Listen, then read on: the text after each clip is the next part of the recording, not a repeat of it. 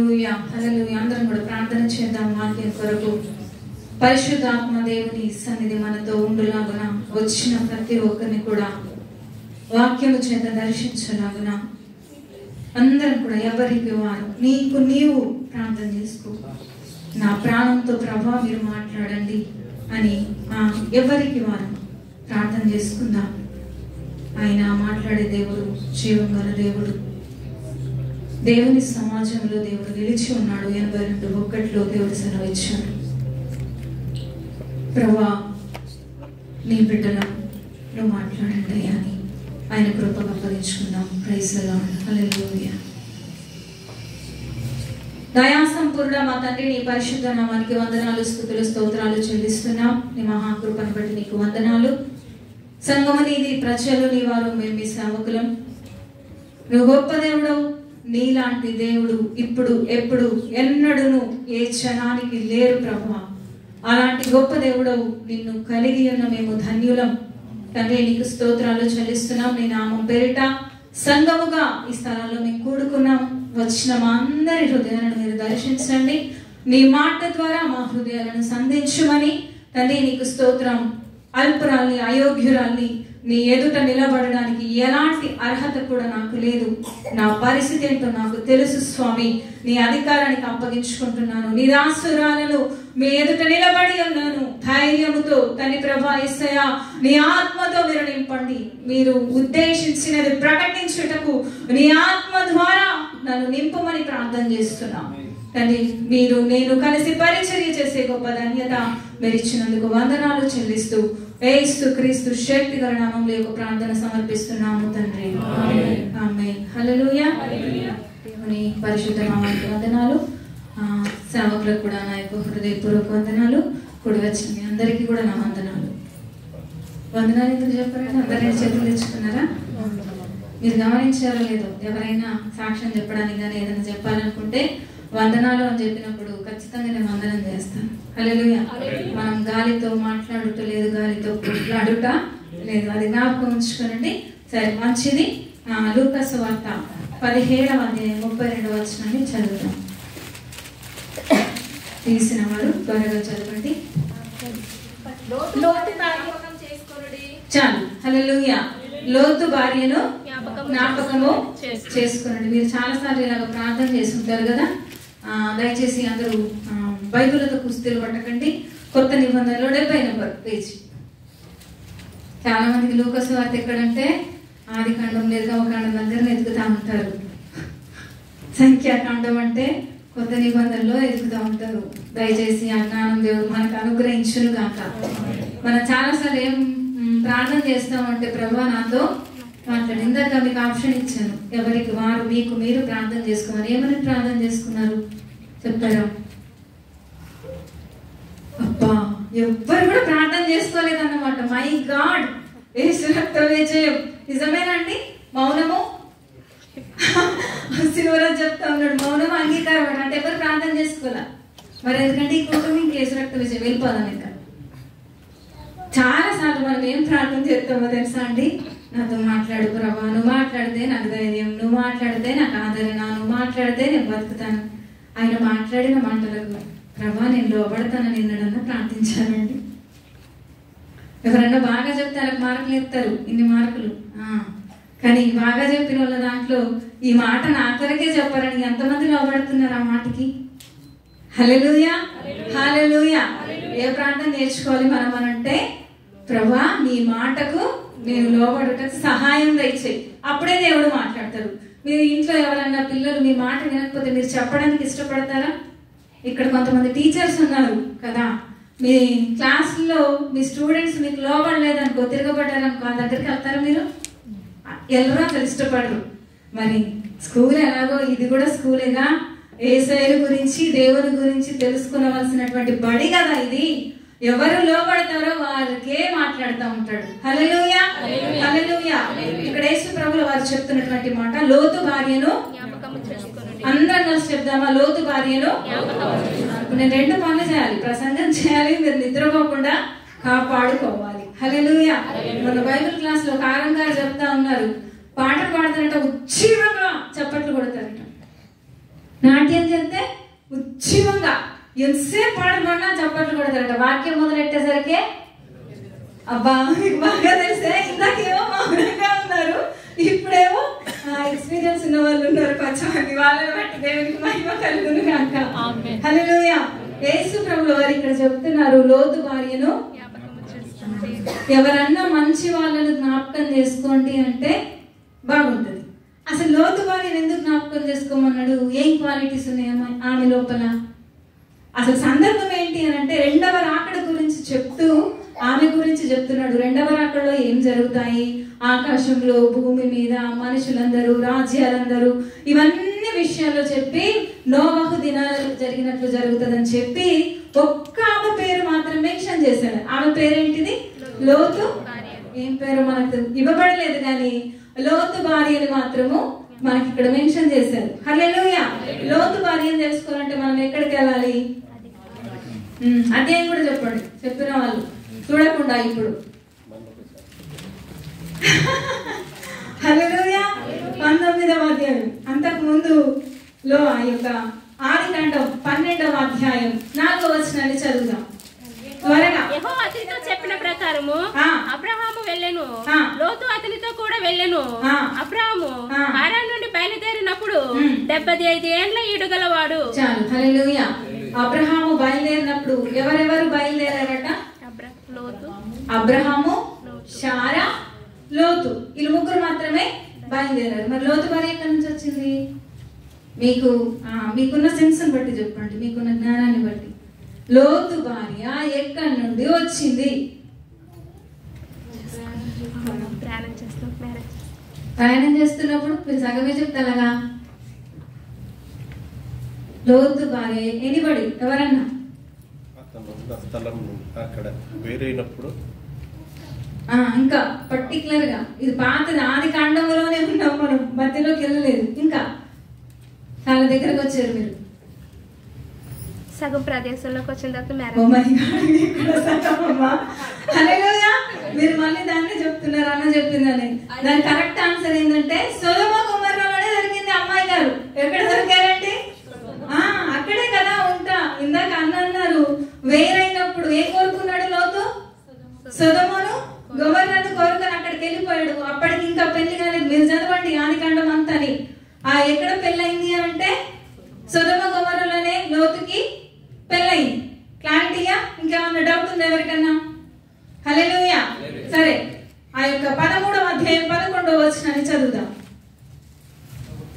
కాబట్టి లోతు తనకు వాగ్దాన ప్రాంతం అంతటిని ఏర్పరచుకొని తూర్పుగా ప్రయాణం చేసెను.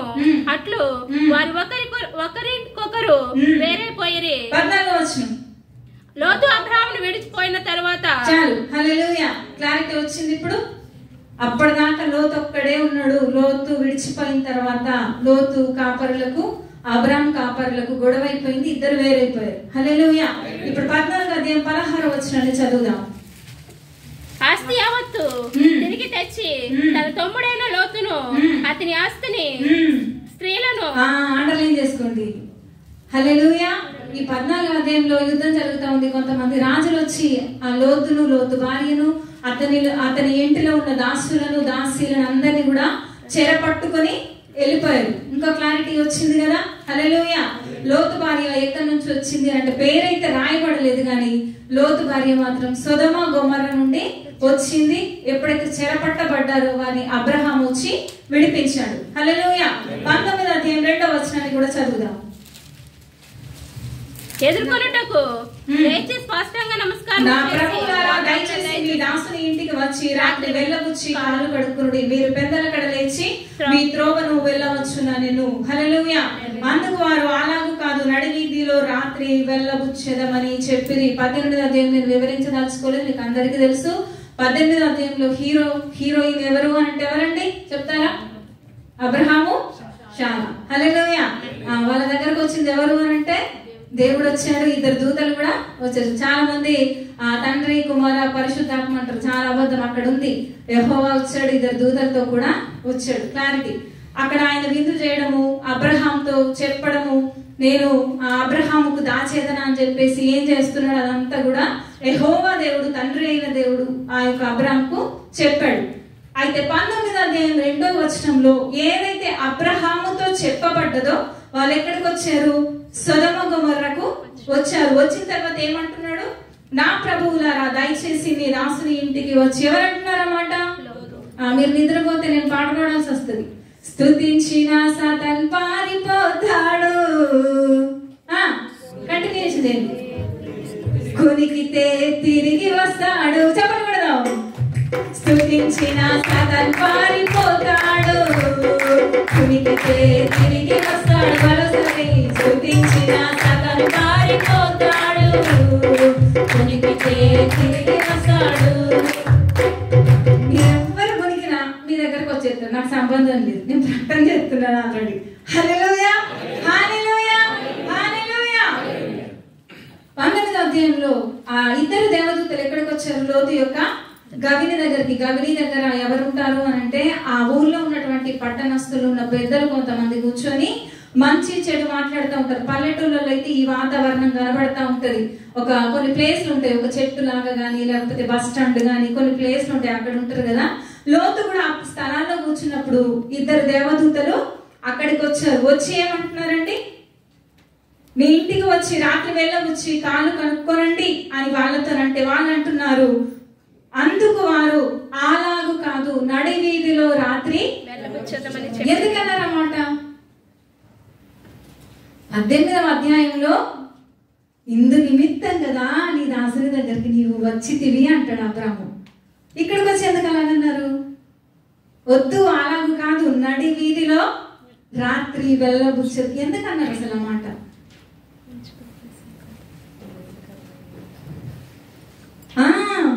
భయంకరమైనటువంటి పరిస్థితి ఎక్కడుంది? సొదొమలో కాదు, ఇంట్లో ఉంది. ఊరి దగ్గరికి మళ్ళీ వెళ్దాం మనం. మన ఇంట్లో దగ్గరకు వద్దాం ఫస్ట్. ఎక్కడుందట? అసలు ఆ దేవదూతలు లోతు దగ్గరకు వచ్చారు. లోతు కదా ఆహ్వానించింది. లోతు దగ్గరకు వచ్చి మేము రాము, నడి వీధిలో ఉంటామంటున్నాం కానీ మీ ఇంటికి రామంటున్నారు. అంటే దీని వల్ల మనకి ఏం తెలుస్తుంది అంటే నడి వీధిలో కంటే కూడా ఇంట్లో భయంకరంగా ఉంది. హల్లెలూయా, హల్లెలూయా. ఎంత భయంకరంగా ఉంది పరిస్థితి అంటే మనం ధ్యానిస్తా ఉంటే నెక్స్ట్ వచనాన్ని మనం చదివితే 3వ వచనము, ఆయనను అతడు మిక్కిలి బలవంతం చేసినప్పుడు వారు అతని తట్టు తిరిగి అతని ఇంట ప్రవేశించి అతడు వారికి ఏం చేశాడట? రొట్టెలు ఎవరు చేయాలా?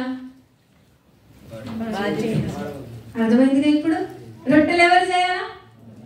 మరి ఇక్కడ ఎవరు విందు ఇచ్చారు? 18వ అధ్యాయంలో మీరు పోలిస్తే 2వ అధ్యాయంలో ఎవరు విందు చేశారు? అబ్రహాము పరుగున ఎవరి దగ్గరికి వెళ్ళాడు? ఏం చేశాడు? రొట్టెలు చేయు, ఈ దూడను వధించి సిద్ధం అన్నాడా లేదా? చేసిందా లేదా? ఇక్కడ ఎవరు చెప్తున్నారు? అతడు వారికి విందు చేసి. హల్లెలూయా. అందుకే రామన్నారు ఇంటికి. కొంతమంది స్త్రీలు ఉంటారు, స్త్రీలకు ఒక హెచ్చరిక, అసలు ఎట్టి పొరపాట్లో కూడా ఆడోళ్ళు ఇంట్లో ఉంటే అసలు ఏ చుట్టాలు రారండి. ఎందుకు అనంటే పొంగని రొట్టెలు చేసేటువంటి తీరిక మాకు. హల్లెలూయా. అలాంటి భయంకరంగా ఉన్నారు. ఎంతమందికి నా భార్య మంచిదనే వాళ్ళు స్తోత్రాలు చెల్లిస్తారా? చాలా మంది ఉన్నారు. అమ్మో, మీరైతే చాలా బాధలో ఉన్నారు. మీరు జాబ్ కోసం, ఆరోగ్యం కోసం అడుగుతారు కానీ మీ భార్యల కోసం ప్రార్థన చేయండి. ఇలా అదే మాట్లాడుతూ ఉన్నాడు దేవుడు. అతడు వారికి విందు చేసి. సరే, చుట్టాలు వచ్చారు. మనం ప్రాక్టికల్ గా వెళ్తే చుట్టాలు వచ్చి ఇంట్లో వచ్చి కూర్చున్నారు. అసలు నాకు మనసే లేదు చేసేది, కానీ మీరు వచ్చినందుకు కనీసం నేనేం చేయాలా? మనసు లేకపోయినా కొంచెం డ్రామా అన్నా, అవునా కాదా? డ్రామా అన్నా చెయ్యాలా కదా. కొంతమంది మహా నటులు ఉంటారులేండి, వాళ్ళ కోసం మనకెందుకు చెయ్యాలా వద్దా? అసలు ఇంటికి వచ్చింది ఎవరండి? దుబాయ్ షేఖా, నరేంద్ర మోడీ, పోనీ రేవంత్ రెడ్డా, చంద్రబాబు నాయుడు, ఎవరు వచ్చారు?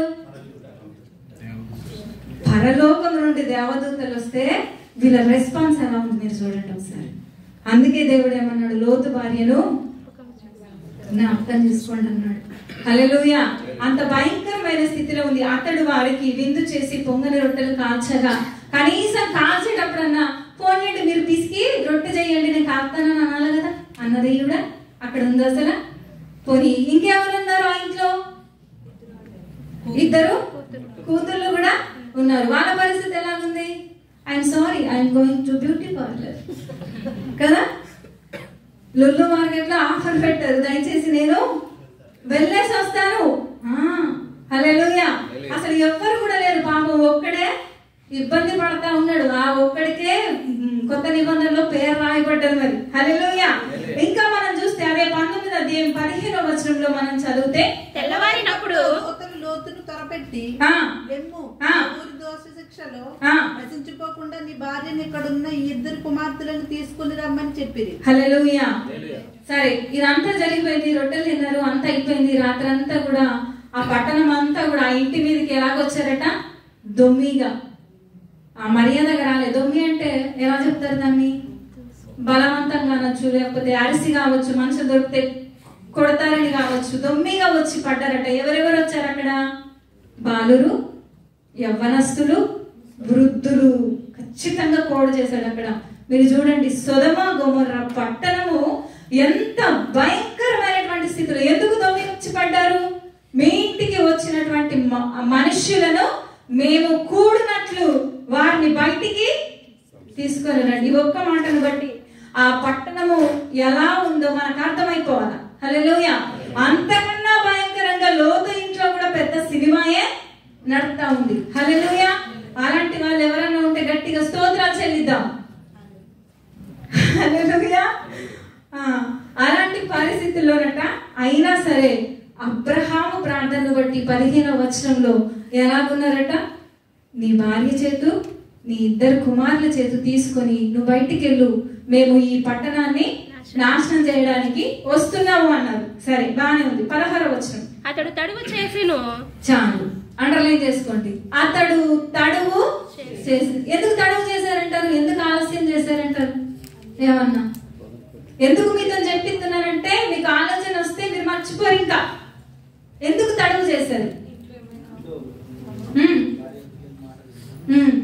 ఇంట్లో ఏమైనా ఉందని భార్య పిల్లల మాట. ఇంకా ఎందుకు తడువు చేశారు? అసలు ప్రకటించింది ఎవరు? ఒకవేళ మనమే అదే పరిస్థితుల్లో ఉండి మన ఇంట్లోనే దేవదూతలు ఉండి ఇల్లు కూలిపోతుంది 2 నిమిషాలు నాన్న అనుకోండి, మనం ఏం చేద్దాం?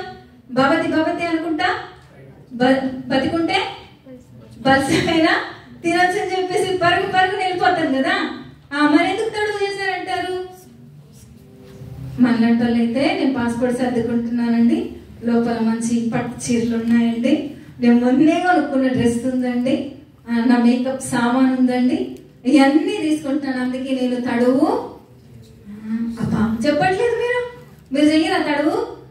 ఈ మాటను ఇప్పుడు మనం ఎలాగ అప్లై చేసుకోవాలి అని అంటే 2000 సంవత్సరాల కిందటి నుండి కూడా ఆ దేవుని భక్తులు, ప్రవక్తలు, అపోస్తలు అందరూ ప్రకటన చేస్తుంది ఒకటే మాట, దేవుని రాకడా.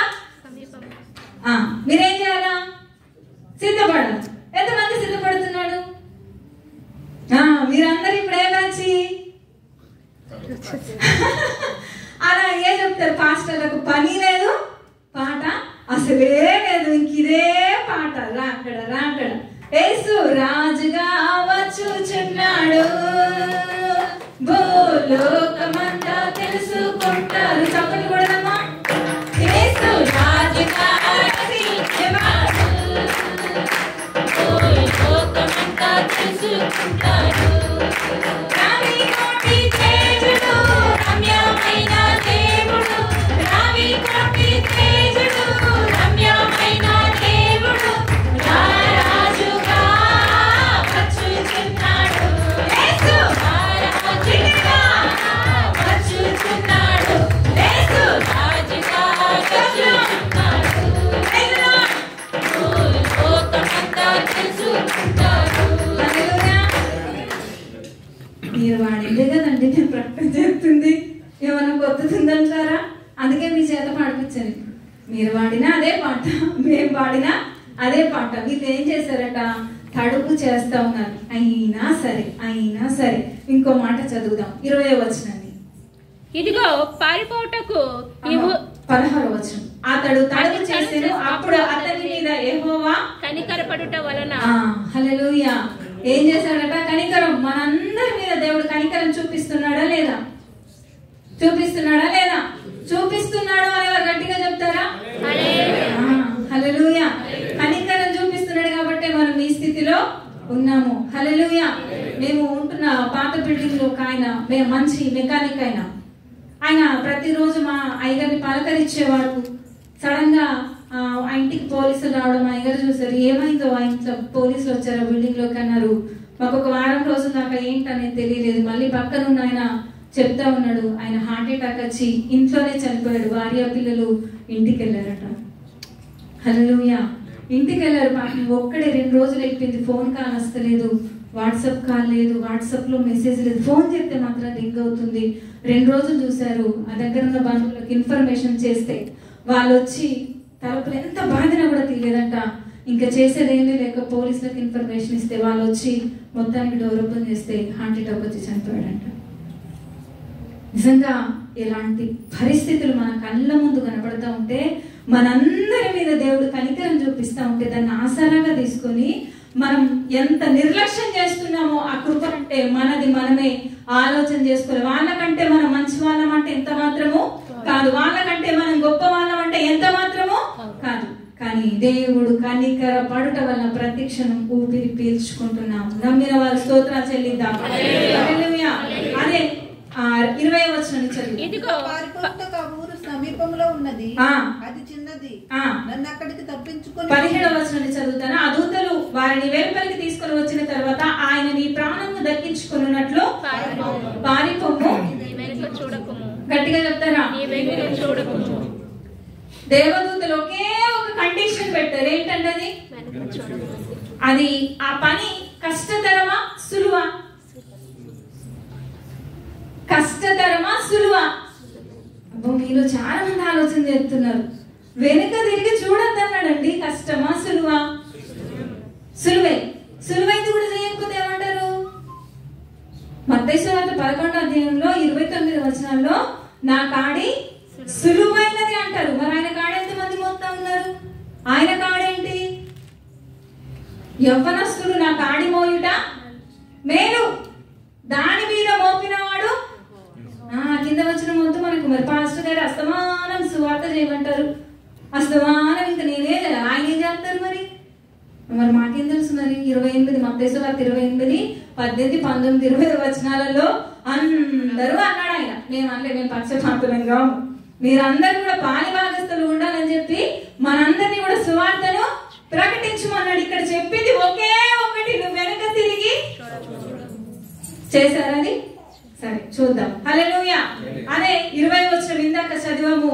అప్పుడు దేవదూతలు ఏమన్నారు? లోతుకు ఆప్షన్ తడుగు చేసిన తర్వాత నువ్వు వెళ్తేనే కానీ మేము ఏం చేయలేము అనేసరికి అక్కడ ఉన్నటువంటి లోతు ఏమంటాడు? దయచేసి అక్కడికి ఆ ఊరి దగ్గరికి నన్ను తప్పించుకొని పోనిమ్ము అంటాడు. ఆ ఊరికి సోయరు అని ఉంది. సోయరు అని అంటే చిన్నది అని అర్థం. హల్లెలూయా. దేవుడు ఇచ్చేటువంటి ఆప్షన్ మనకి ఎన్నడూ నచ్చదండి. ఇక్కడ చాలా మంది పెళ్ళైన వాళ్ళు ఉన్నారు, పెళ్లి కాని వాళ్ళు ఉన్నారు, పెళ్లి చేసుకునే వాళ్ళు ఉన్నారు, సిద్ధపడుతున్న వాళ్ళు కూడా ఉన్నారు. హల్లెలూయా. వాళ్ళు ఏం చేయాలి? దేవుని నిర్ణయానికే అప్పగించుకోవాలి. అలా వాళ్ళ ఆశలు ఎలా ఉంటాయి? తెల్లగా ఉండాలి కదా అమ్మాయి. వీడు జిడ్డున్నా సరే, బొగ్గున్నా సరే. అమ్మాయి మాత్రం ఎలా ఉండాలా? తెల్లగా ఉండాలి. రెండోది బాగా క్యాష్ ఉండాలా. మూడోది చదువుకొని ఉండాలా. నెలకి 1,00,000 రూపాయలు కనీసం మినిమం. ఇంతకుముందు మాక్సిమం ఉండే, ఇప్పుడు అది మారిపోయింది. మినిమం ఎంత రావాలా?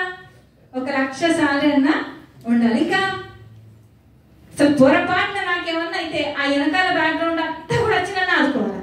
ఇంకా అసలు బోరెడని ఉంటాయి, ఇంత ఉంటాయిలే అవన్నీ. కానీ అయ్యన్నొద్దులు ఎవరికి కానీ అంత ఉంటాయట. మనం ఆడవాళ్ళని కానీ మగ బిడ్డలు కానీ పెళ్లిలకు సిద్ధపడేవాళ్ళు.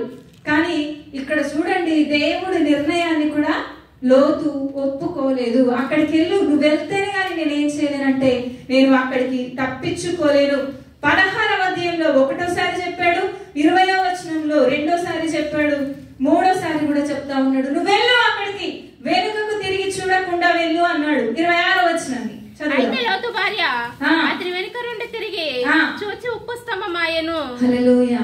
వెనుక నుండి తిరిగి చూచి ఉప్పు స్తంభమాయెను. అందరం చెప్దాం ఏమైంది? ఉప్పు స్తంభమాయెను. మళ్ళీ ఉప్పు స్తంభమాయెను. అందరం చెప్దాం ఉప్పు స్తంభమాయెను. ఏమైంది? ఉప్పు స్తంభమాయెను. ఆ సాంట్ చాలా బాగుంటది కదా. ఈ రోజు దాకా కూడా సొదొమ గొమొర్రాలో ఒక పర్యాటక ప్రదేశానికి చూడడానికి వెళ్తే ఆమెను కూడా చూడడానికి వెళ్తున్నారు. ఏమో దేవుని హృదయంలో ఏముందో తెలియదు. అందుకే లోతు భార్యను నేను ఇది ధ్యానించేటప్పుడు షారాయిని జ్ఞాపకం చేసుకోమంటే ఎంత బాగుండు ప్రభువా, రిబ్కాను జ్ఞాపకం చేసుకోమంటే ఎంత బాగుండు ప్రభువా, అబిగయీలును జ్ఞాపకం చేసుకోమంటే, పోనీ ఆయనకు జన్మనిచ్చిన మరియను జ్ఞాపకం చేసుకోమంటే ఎలా ఉండు ప్రభువా, ఈమెను ఎందుకు జ్ఞాపకం చేసుకోమన్నావు అని చెప్పేసి చాలా ధ్యానించాను చాలాసేపు. అందుకే మన తలంపులు ఆయన తలంపుల వంటివి కావు. హల్లెలూయా.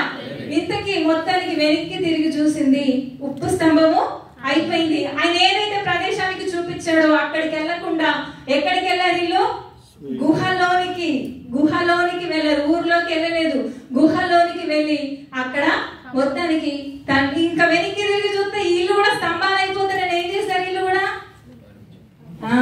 వెళ్ళిపోయారు. ఇంక ముగ్గురు కూడా, తండ్రి కూతురు ఇద్దరు కూడా వెళ్ళిపోయారు. సరే, ఇంకా క్లైమాక్స్ అయిపోయింది. హల్లెలూయా.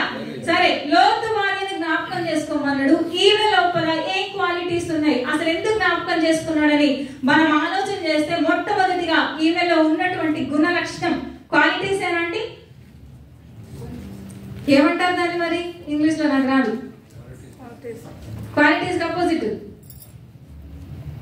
క్వాలిటీ అంటేనేమో విలువైనవి.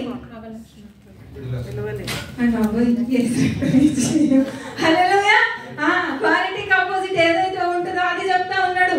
ఆమెను ఎందుకు జ్ఞాపకం చేసుకోమన్నాడు మొట్టమొదటిగా అంటే ఆమె దేవుని మాట వినలేదు. ఏంటంటే దేవుని మాట రాసుకునే వాళ్ళు రాసుకోండి. దేవుని మాట నేను వినలేదని రాసుకోండి. వినలేదని మళ్ళీ ఇంకొకరికి గుర్తుకండి. మనకు ఉన్నటువంటి అలవాటు ఏంటంటే అగో ఈ వాక్యము అందరి కోసమే, ఈ వాక్యము ప్రకాశన కోసమే, ఈ వాక్యము దేవుడి కోసమే, నాగానే కాదు. నీ కాకపోతే ఇంకా నువ్వు ఎందుకు ఇక్కడ మరి? హల్లెలూయా. దేవుని మాట వినలేదు. దేవుడు ఏం చెప్పాడు? చాలా సులువైనటువంటి పని చెప్పాడు, వెనుకకి తిరిగి.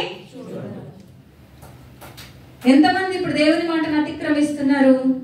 ఇలా బాగులేక చాలా మంది రాలేరు. రేపు ఎంతమంది డ్యూటీలోకి వెళ్తారు? మీరే చెప్పండి. అందరూ చెప్పండి. అంటే మీకు డ్యూటీలు అంటే ఏమో అంటున్నారు కదా ఇంత ఇంగ్లీష్ లో, వర్క్ ఈస్. అందరూ అదే చెప్తున్నారు. అసలు దేవుని వర్షిప్ చేయమని చెప్తే వర్క్ ఈస్. నువ్వు దేవుణ్ణి చూడండి, 6 రోజులు పని చేయమన్నాడు. 7వ రోజు పొద్దున్న లేవాలంటే ఎన్ని బాడీ పెయిన్స్ అసలు చెప్ప శక్యం కాదు. అయ్యగారు అసలు నిలబడితే ఒళ్ళంతా ఇదైపోయింది. అయ్యగారు చల్లగా చెమటలు వచ్చేసాయి. అయ్యగారు డ్యూటీకి వెళ్ళేటప్పుడు పొద్దున చెమటలు వచ్చినా పర్లేదు, కడుపులు వచ్చినా పర్లేదు, ఇంకేమైపోయినా పర్లేదు, వాంతలెత్తి సంచినట్టుకొని మరి డ్యూటీకి వెళ్ళిపోతారు. కానీ దేవుని దగ్గరికి రావడానికి దేవుడు చెప్పిన మాట మనం ఎప్పుడెప్పుడు వింటామో మనకు ఆశీర్వాదము. హల్లెలూయా. ఈమె చేసింది లోతు భార్యను జ్ఞాపకం చేసుకోమన్నాడు. ఎందుకు? ఒక ఉప్పు స్తంభం లాగా చరిత్రలో మిగిలిపోయింది. బైబుల్ అంతట్లో నిజంగా ఇంత హీనమైనటువంటి స్త్రీ ఎక్కడ లేదు. కొంతమంది స్త్రీలు ఉంటారు. ఆ బ్యాచ్ ఉంది బైబిల్లో, ఆ నోవద్య అనేటువంటి ప్రవక్తినట. ఇంకా చెడ్డ వాళ్ళ పేరు చెప్తారా? యెజబెలు. ఇంకా సపీరా కదా. ఇట్లా చాలా మంది ఉన్నారు బైబిల్లో. వాళ్ళందరినీ కూడా మనం జ్ఞాపకం చేసుకొని వాళ్ళలాగా ఉండొద్దు, వాళ్ళని మాదిరిగా పెట్టుకోమని చెప్పలేదండి దయచేసి. లోతు భార్యని దేవుడే జ్ఞాపకం చేసుకోమన్నాడు కదా, నేను అలాగే ఉంటాను కదా అంటే యేసు రక్తం చెప్పి నేనేం చేయలేదు. హల్లెలూయా. హల్లెలూయా. లోతు భార్యని ఎందుకు జ్ఞాపకం చేసుకోమన్నాడంటే ఆమె దేవుని మాట వినలేదు. మీరు వింటున్నారా దేవుని మాట? వింటే ఒకవేళ మీరు రాసుకున్నారు కదా ఇందాక, ఏ విషయంలో దేవుని మాట వింటున్నారు, ఏ విషయంలో దేవుని మాట వినడం లేదు, మీరు రాసుకోండి. అక్కడ కొంచెం ప్లేస్ వదిలేసుకొని మీకు ఇష్టమైతే మీరు దేవునికి లోబడితే, ఇందాకే చెప్పాను అందరు ప్రభువా నువ్వు మాట్లాడు నేను బతుకుతాను, నువ్వు మాట్లాడితే ఆదరణ, నువ్వు మాట్లాడితే నాకు ధైర్యం అంటారు. ప్రభువా నువ్వు మాట్లాడితే నేను లోబడతాను. ప్రభువా ఎంతమంది లాగా రాసుకోండి. అక్కడ కొంచెం ఖాళీ ప్లేస్ ఉంచుకొని మీకు ఇష్టమైతే, మీ మనసు మిమ్మల్ని ప్రేరేపిస్తే, పరిశుద్ధాత్మ దేవుడు మిమ్మల్ని తొందర పెడితే, పరిశుద్ధాత్మ దేవుని దగ్గర మీరు నిలబడాలనుకుంటే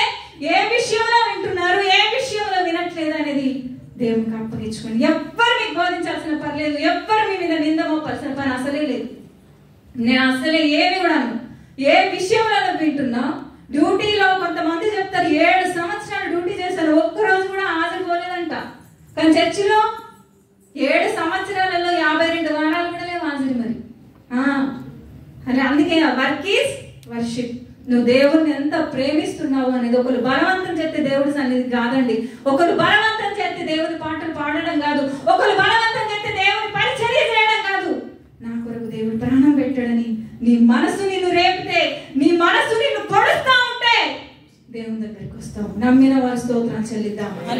హల్లెలూయా, హల్లెలూయా. రెండోదిగా లోతు భార్య లోపల ఏముంది అని అంటే, చెప్పిన మాటను విశ్వసించలేకపోయింది. చెప్పిన మాటను చెప్దాం అందరం, చెప్పిన మాటను మళ్ళీ పాడబడాల్సి వస్తుంది. స్తుతించిన సాతాన్ పారిపోతాడు, కునికితే తిరిగి వస్తాడు. పాడదాం అందరం. స్తుతించిన సాతాన్ పారిపోతాడు, కునికితే తిరిగి వస్తాడు. స్తుతించిన సాతాన్ పారిపోతాడు, కునికితే తిరిగి వస్తాడు. హల్లెలూయా. దయచేసి నిద్రపోవద్దు. మీరు నిద్రపోవాలని నేను చెప్పట్లేదు. దేవుడు ఈ స్థలాల్లో నిలబెట్టుకున్నది మీరు నిద్రపోతే మేము మా పని మేము చేసుకుని టైం గడితే ఇంకా అయిపోయిందని అనడానికి కాదు. ఖచ్చితంగా మీ జీవితంలో మార్పు రావాలని దేవుడు కోరుకుంటా ఉన్నాడు. హల్లెలూయా. రెండోదిగా చెప్పిన మాటను విశ్వసించలేకపోయింది. ఎంతమందికి విశ్వాసం ఉంది దేవుని మీద? చెయ్యెత్తుతారా? సరే, ఒక ప్రశ్న అడుగుతాను. చిన్న కడుపు నొప్పి వచ్చింది అనుకోండి, ఎప్పుడు అర్ధరాత్రి 12 దాటింది, అయ్యి బాబు ఆయన చచ్చిపోయేలాగున్నాను. పాస్టర్ గారు ఏం చెప్పారంటే, నీ కడుపు నొప్పి ఉన్నా, నీకు తలనొప్పి ఉన్నా, ఏదన్నా రాత్రి కాలం అంత వచ్చింది అనుకోండి, మీరు యెషయా గ్రంథం 53 చదువుకోండి, దేవుడు మీకు విడుదలిస్తాడు అన్నాడు అనుకోండి, మీరేమంటారు? అప్పుడు కడుపు నొత్తుంది బాబాయ్ అంటే వాక్యం చదువుకోమంటారు ఏంటండి? అసలు విశ్వసిస్తేనే కదా, విశ్వసించి నిలుచుంటేనే ఇస్తాడు విజయ కిరీటం. అసలు యుద్ధ భూమిలో ఉంటే కదా అది కిరీటం. అసలు నువ్వు యుద్ధ భూమిలోనే లేకపోతే నీకెక్కడిది కిరీటం? హల్లెలూయా. విశ్వసించి నిలుచుంటేనే. దావీదు విశ్వసించి యుద్ధ భూమిలో ఒక్కడే ఉన్నాడు, ఆయనతో దేవుడు ఉన్నాడు అంటే ఇంకెవ్వరు ఏది, ఏ కవచము, ఏ డాలు, ఏ ఖడ్గము ఏది కూడా లేదు. హల్లెలూయా.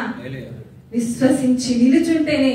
హెబ్రీయుల రాసిన పత్రిక 11:6 విశ్వాసము లేకుండా దేవునికి ఇష్టడై ఉండుట అసాధ్యం. ఆయన యొద్దకు వచ్చువాడు దేవుడు ఉన్నాడని, ఆయన అడుగు వారికి ఫలం దయచేయవాడని నమ్మవలెను కదా. హల్లెలూయా. మీకు ఏ విశ్వాసం ఉందని చెప్పమంటారు? దయచేసి నన్ను కోపపడదు. నేను మీకంటే చిన్నదాన్ని ఎందుకు అంటున్నాను అంటే, నేను 22, 23 సంవత్సరాలకు 24 సంవత్సరాలకు నేను దేవుణ్ణి నమ్మాను. ఇప్పుడు నా వయసు 20 సంవత్సరాలే. మీరు నాకన్నా పెద్దోళ్ళు చాలా మంది ఉన్నారు, ఎందుకంటే చిన్నప్పటి నుంచి సండే స్కూల్లో ఉన్న వాళ్ళు ఉన్నారు. అందుకే మిమ్మల్ని పెద్దవాళ్ళుగా చేసి నేను చెప్తా ఉన్నాను. హల్లెలూయా. విశ్వాసం అనేది ఎలా ఉంటది అని అంటే, ఆ గుమ్మడికాయంత విశ్వాసం ఉందంట ఒక ఆయనకి. పాస్టర్ గారు ఇలాగ ప్రకటన చేస్తా ఉంటే, మీకు ఎంత విశ్వాసం ఉంది చేయొద్దంటే, అరేం కాయ అన్నారంట, అదన్నారంట, ఇదన్నారంటే, కాయలన్నిట్లలో గుమ్మడికాయ చాలా పెద్దది. ఒక ఆయన చేసి అన్నాడంట, గుమ్మడికాయ అంత విశ్వాసం నాకు ఉందన్నాడంట. ఇంకొక ఆయన లేసి నాకు ఆవగింజ చెప్తుంది అన్నాడంట. సరే పాస్టర్ గారు 2 తెమ్మన్నాడంట. గుమ్మడికాయ, ఆవగింజ. ఒక చిన్న సూ తీసుకొచ్చారు. సూ తీసుకొచ్చి చెప్పిన ఆయనకి అది ఇచ్చాడు, ఇది చెప్పిన ఆయనకి ఇది ఇచ్చాడు. ఇంకా రాత్రంతా కుస్తీ ఈయనేమో బాగా ఏమి రంధ్రాలు చేసేద్దా ఉన్నాడు. ఈయన అనుకుంటున్నాడంట, చూడు అసలు నాకు ఈయనే ఉంది, ఈడు రూమ్ అంతా దొరలేస్తున్నాడు, అసలు ఇటు ఆవగింజే దొరకట్లేదు, నేను ఎన్ని రంధ్రాలు చేస్తా ఉన్నాను. అప్పుడు అన్నాడట, మార్కు 11:24 ఏముంది చెప్తారా చూడకుండా, ప్రార్థన చేయనప్పుడు ఎలా అడిగి ఉన్న వాటిని పొంది ఉన్నామని నమ్మితే అవి ఖచ్చితంగా మీకు దొరకను అన్నాడు. దేవుడు అన్నాడు, మీకు ఆవగింజ ఎంత, గుమ్మడికాయ ఎంత ఉన్న వాళ్ళు గట్టిగా స్తోత్రాలు చెల్లిద్దాం. అబ్బా ఎవరికి లేదే, ఆవగింజ ఎంత ఉన్న వాళ్ళు గట్టిగా స్తోత్రాలు చెల్లిద్దాం. అబ్బా యేసు నామములో మీకు అదే విశ్వాసం ఉండును కాక.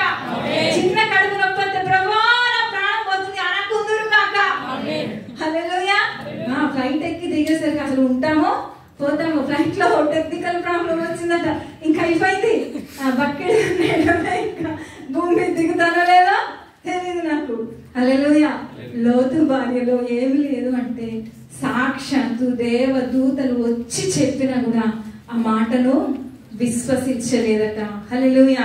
ఈరోజు సేవకులు సంఘాలలో అనేక ప్రవక్తలు చెప్తున్నటువంటి మాట, దేవుడు రాబోతున్నాడు, నువ్వు చేసేటువంటి పనులకు తగినటువంటి ప్రతిఫలం దేవుడు ఇవ్వబోతున్నాడు. అది ఎప్పుడు ఇస్తాను, నేను చచ్చిపోయిన తర్వాత చూస్తాను, ఏముండదు అప్పుడు సినిమా. ఇంకా అందులోనే చాలా రెడ్గా ఉంటుంది ఆ ప్లేస్, అందులోనే ఉండడం. సెల్ఫీలు ఫుల్ తీసుకోవచ్చు. మీకు ఐఫోన్, యాపిల్, ఇంకేమేమి ఫోన్లు ఉన్నాయో నాకు తెలియదు, అవన్నీ ఇస్తారు అక్కడ ఫోటో తీసుకోవడానికి. హల్లెలూయా. ఈమె అక్కడే ఉంది, లోతు భార్య అక్కడే ఉందట. హల్లెలూయా. మూడోదిగా ఆమె లోపల ఏముంది అని అంటే, నేను త్వరగా చెప్పి ముగిస్తాను. హెచ్చరికగా తీసుకోలేదు. ఏంటండి? మొదటి మాట, ఆమె మాట వినలేదు. రెండోది, చెప్పిన మాటను విశ్వసించలేదు. మూడవది, హెచ్చరికగా తీసుకోలేదు. యెహెజ్కేలు గ్రంథం 33:3-4 మనం చూస్తేనట, అక్కడ బాకానాదం చెయ్యువాడు ఆ ప్రాకారం ఎక్కి బాకానాదం ఊదుతా ఉన్నాడట.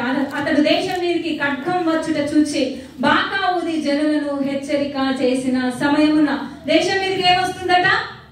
ఖడ్గం వస్తుందని చెప్పి ఏం చేశాడు? ఈ సెక్యూరిటీ పని చూడమే, బాకానాదం ఊదాడు, అందరు రెడీ అయిపోండి, ఖడ్గం వస్తా ఉంది అని చెప్పేసి చెప్తా ఉంటే వీళ్ళందరూ ఎలా ఉన్నారట? ఎవడైనా బాకానాదం వినియును జాగ్రత్త పడనందున ఖడ్గము వచ్చి వాని ప్రాణం తీసిన ఎడల వాడు తన ప్రాణమునకు తానే మోసపోకుడి. దేవుడు చక్కగా అవకాశాలు ఇస్తాడు. ఆ రోజు మనం అంటాం, నువ్వు నాకు ఎక్కడ అవకాశం ఇచ్చామంటాం. ఆయన సినిమా ఎత్తాడు, మన సినిమా వేసి చూపిస్తాడు. నేను ఎక్కడేం మాట్లాడాను, ఏం చేశాను. హెచ్చరికలంట. అందరు బానే ఉన్నారు కదా, లోకం అంతా బానే ఉంది కదా, ఆకాశం బానే ఉంది, భూమి బానే ఉంది, నేను బానే ఉన్నాను, నా డ్యూటీ బానే ఉంది. ఎప్పుడేమొస్తుందో, ఏ ఖడ్గం వస్తుందో మనకు తెలియదు. ఇందాక అన్నాను కదా, మరణం ఎలాగొస్తుందో. పోనీ దేవుని రాకడ ఆలస్యం అవ్వచ్చు, రాకడ దాకా నేను బ్రతుకుతాననే వాళ్ళు ఎంతమంది? ఎవరు లేరు. మీరు ఈ కళ్ళజోడు తీసుకుంటే దీనికి గ్యారెంటీ ఇస్తాడు, అమ్మాయి 2 సంవత్సరాలు పని చేస్తుందని. మీ గుండెకి ఏదైనా గ్యారెంటీ ఉందండి? ఐఫోన్ కూడా ఒక గ్యారెంటీ ఇస్తాడేమో, నాకు తెలియదు మరి కదా. మీ గుండెకి ఏం గ్యారెంటీ ఉంది చెప్తారా ఎవరన్నా? నా గుండెకి 8 సంవత్సరాలు ఖచ్చితంగా ఉంది, బాండ్ పేపర్ మీద రాసిస్తారా? మన ప్రాణం ఎప్పుడు పోతుందో తెలియదు. దేవుడు హెచ్చరిక చేసినప్పుడు ఆయన వైపు మనాలి. ఒకవేళ మళ్ళకపోతే అక్కడ అంటున్నాడు, తన ప్రాణమునకు తానే, మీ ప్రాణమునకు మీరే ఉత్తరం. అది నాలుగోది, తన పిల్లలకు కనీసం దేవుని కార్యాలు వివరించలేని పరిస్థితిలో లోతు భార్య ఉంది. ఇక్కడున్న తల్లులారా, తండ్రులారా, మీ పిల్లలకు మీరేం చెప్పాలి? దేవుడు చేసిన కార్యాలను చెప్పాలి. బైబిల్లో ఉన్నటువంటి మాటలే కాదండి, ఈ బైబిల్లో ఉన్నటువంటి మాటలే కాదు, మీ జీవితంలో దేవుడు గొప్ప కార్యాలు చేశాడు కదా. దీన స్థితి నుంచి వచ్చాడు కదా, లేని పరిస్థితి నుంచి వచ్చాడు కదా. చచ్చిపోయే సమయంలో బెడ్ దగ్గర ఉన్నప్పుడు హాస్పిటల్లో డాక్టర్ అన్నాడు హోప్లెస్, ఇంకా వదిలేసుకోండి అన్నప్పుడు దేవుడు మీ ఆయుష్ను పెంచాడు కదా. నేను ఇంకా బ్రతుకుతానన్న ఆశ నాకు లేదు, కానీ దేవుడు బ్రతికించాడు. ఆ కార్యాలను ఏం చేయాలి? మీ పిల్లలకు వివరించాలి. అదే యెహోషువ గ్రంథం 4:6 ద్వితీయోపదేశకాండం 6:20 దేవుడు చేసిన కార్యాలను ఏం చేయాలి? వాళ్ళకి చెప్పాలి. ఇక మీదట మీ కుమారుడు ఈ రాలేదుకని అడిగితే దేవుడు ఇలాగ చేశాడు అని ఆ కార్యాలను వివరించాలి. ఎంతమంది దేవుని కార్యాలను వివరిస్తున్నారు? ఎంతమంది పిల్లలకు ఇంటికి ఫోన్ చేస్తే ఏమడుగుతున్నారు? నాని నీకు ఇంకేం కావాలి? ఏ ఫోన్ కావాలి? ఏ స్కూల్లో చదువుకుంటావు? ఏ డ్రెస్సులు కొనుక్కుంటావు? క్రిస్మస్ వస్తుంది కదా, ఎన్ని డబ్బులు పంపించాలి? ఇవే ఉంటాయి కదా. ఎవరన్నా దేవుడు ఈరోజు ఏ వాక్యం చెప్పాడు, ఈరోజు ఏం నేర్చుకున్నావు చర్చలు అని ఎవరన్నా ప్రశ్నించేవారు ఏ తల్లిదండ్రులు ఉంటే వాళ్ళని బట్టి దేవునికి మహిమ కలుగును గాక. అయ్యగారు దుబాయ్ లో ఉంటుండే, నేను ఇండియాలో ఉంటుండి. ఫ్రైడే రోజు అయ్యగారికి ఆరాధన, మాకు సండే రోజు ఆరాధన. నేను అయ్యగారు ప్రేయర్ అయిపోయినాక కాల్ చేస్తే ఏం వాక్యం చెప్పారు అయ్యగారు, ఎవరు వచ్చారు, మేము మాట్లాడితే ఇదే ఉంటుండే. సండే రోజు నాకు కాల్ చేస్తే ఆ మీటింగ్కి వెళ్ళావు కదా, షట్టర్ పాస్ట్ ఏం చెప్పాడు నీకంటే అదంతా కూడా వివరించి చెప్తే నాకు రెండోసారి అది మెమరీ వేసినట్టు అయిపోయేది, అలాగే ఉంటుంది. హల్లెలూయా. దేవుని కార్యాలు మీ పిల్లలకు చెప్పకపోతే మీ పిల్లలు అవిధేయులైతారు. కనీసం పిల్లలు లోతు ఇంటికి దేవదూతలు వస్తే మంచి నీళ్ళు ఇచ్చేటువంటి పరిస్థితి ఆ ఇంట్లో కనబడతలేదు. దేవదూతలు అంటున్నారు నీ ఇంటికి రాము, నడి వీధిలో ఉంటామంటున్నారు కానీ నీ ఇంటికి రాము. ఎంత భయంకరమైన పరిస్థితి! నడి వీధిలో కంటే ఈ ఇంట్లో ఉన్న పరిస్థితి చాలా భయంకరంగా దారుణంగా కనబడతా ఉంది. అందుకే నీ ఇంటికి రాము. నీ పిల్లలు అలాగ ఉన్నారా? ఒకవేళ మీరే పిల్లలు